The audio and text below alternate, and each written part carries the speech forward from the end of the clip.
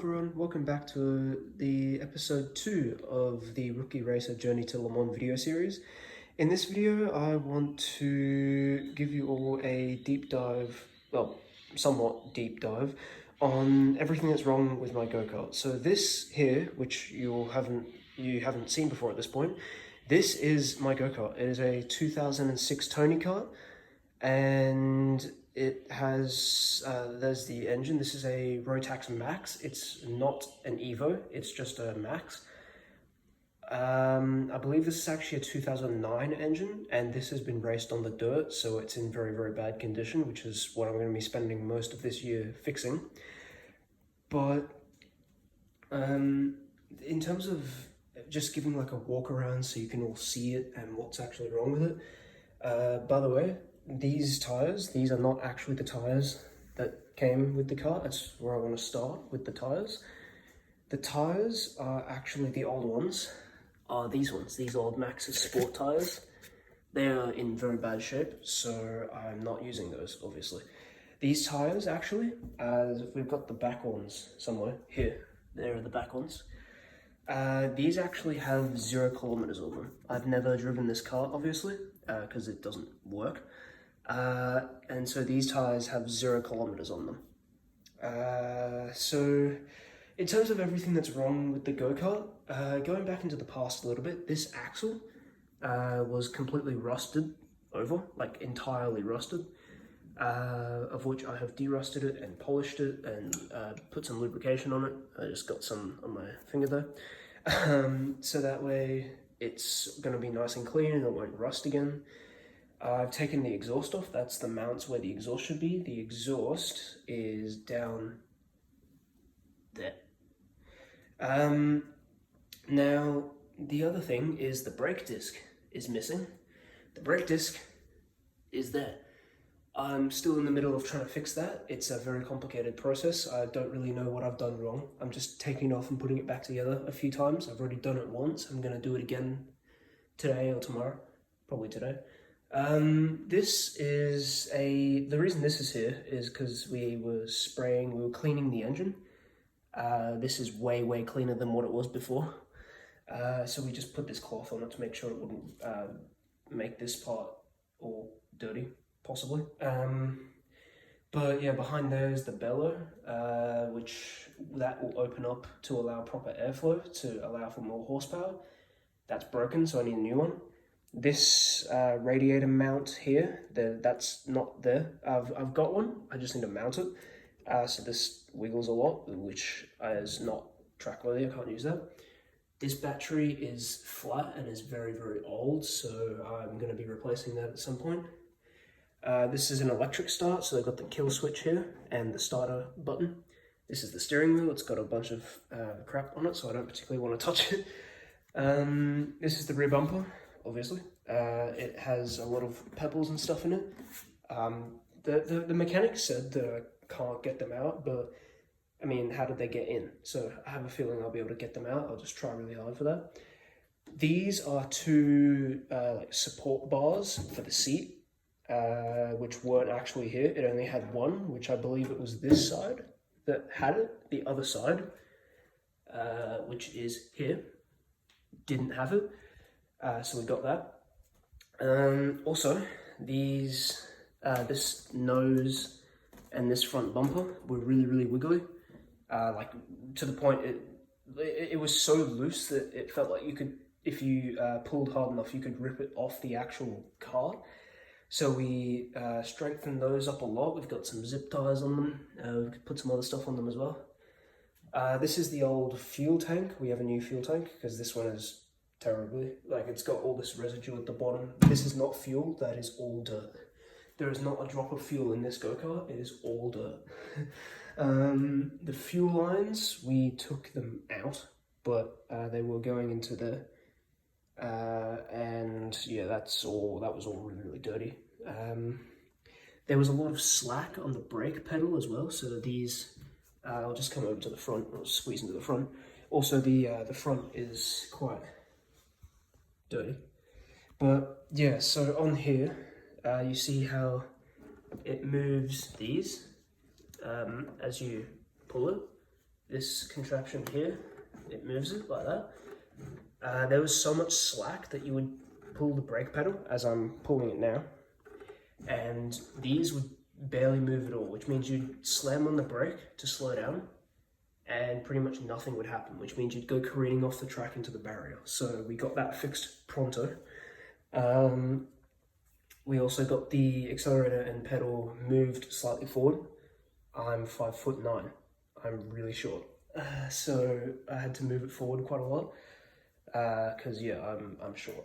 Also, this is a new fiberglass seat. The old seats, I don't think they're actually. I'm looking around here. I don't think they're here.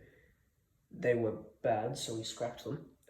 Like this bottom bit here, this whole bottom bit was all destroyed basically because the seat was mounted below the chassis, which is a no-no. You do not do that. But the person we bought it from did do that, and so both the seats he had, the main one and the spare one, were both destroyed. So we bought a brand new one, and we made sure that we mounted it at the same level as the chassis. It is not below the chassis. As you can see there, it is not below the chassis. This is the brake pad. Oh yeah, also the other thing, the chassis twist.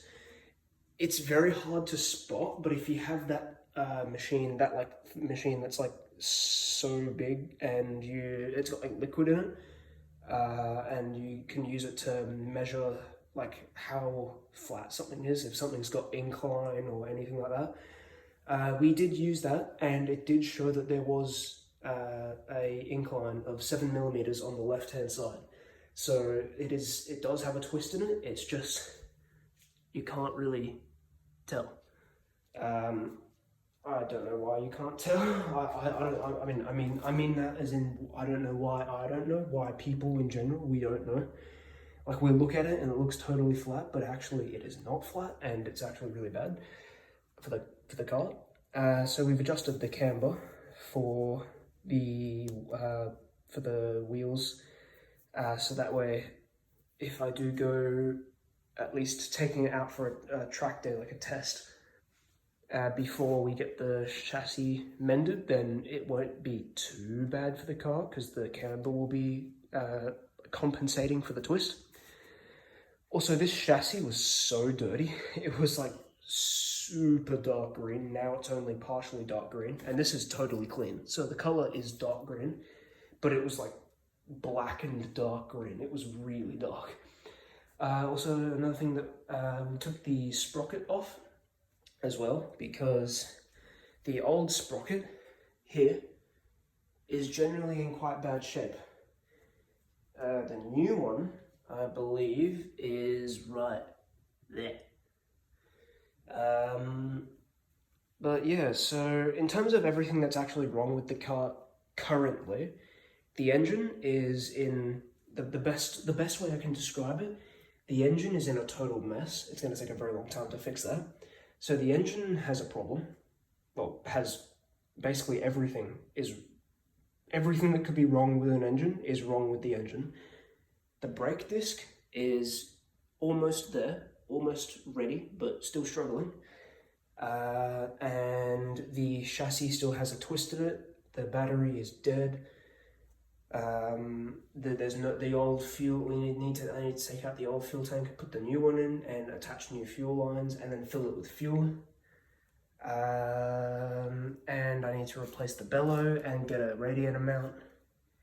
Plus, I need to put the exhaust back on, and I need to repaint it as well because, as you can see, I used it was very rusty, so I used steel wool, like one of those spinning steel wool things that you find in like a metal tech shed. I found that and I used that to scrape the rust off, but now I need to repaint it, and I'm gonna get like those, it's like a spray that you use for a barbecue. It's like a matte black, heat proof to 700 degree spray. So I'm gonna use that. And yeah, that's pretty much all that's wrong. So twist in the chassis, bad engine, including the radiator and the bellow and all the filters that are really dirty.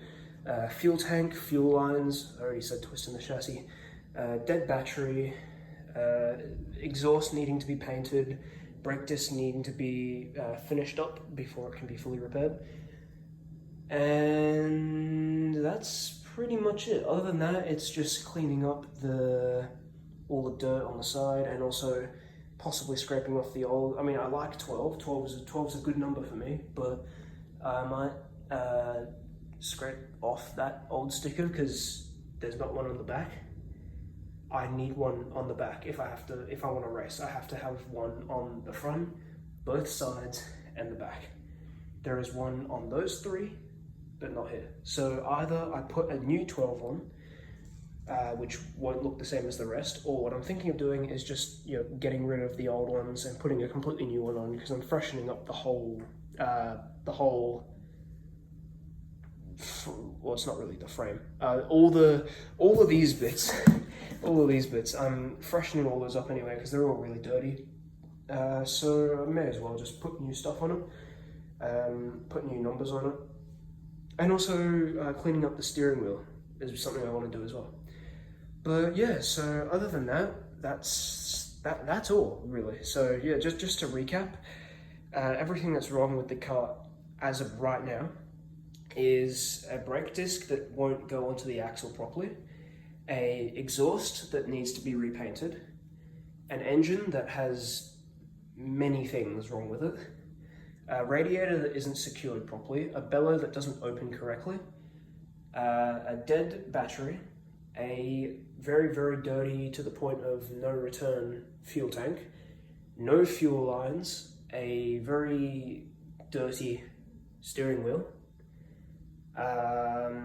a twist in the chassis. I need to change the camber back to normal once the chassis has gone back to flat.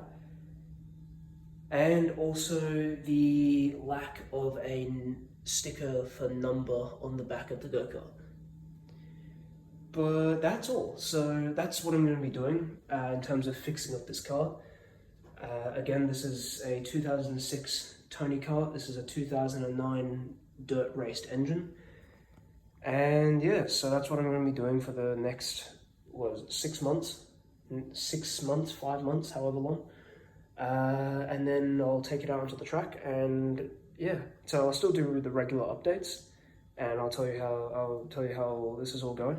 Also, the final thing I want to say is that I have bought a microphone finally. It's a Yeti, I believe. It's one of those ones that's like it's a stand-up USB mic, and you just talk into the top of it, and it puts your voice into the computer or the phone, whatever you're using, and it transmits the audio so that way you can hear really clearly what I'm saying. And I've also cleaned out the room, so pretty much everything's prepped to go. All I need to do is actually unbox the mic and set it up. But as soon as that is done, I will be recording somewhere that isn't outside or in my garage. I'll probably be still doing garage recordings anyway, because that's where my go-kart is. I can't take it into the study. But yeah, so just so you know, the production quality is going to go up very soon. It is almost ready to go. The go-kart is doing fine. It could be better, but it's not bad. It could be better. But yeah, other than that, that's all basically. So thank you so much everyone for tuning in, and I'll see you on episode 3.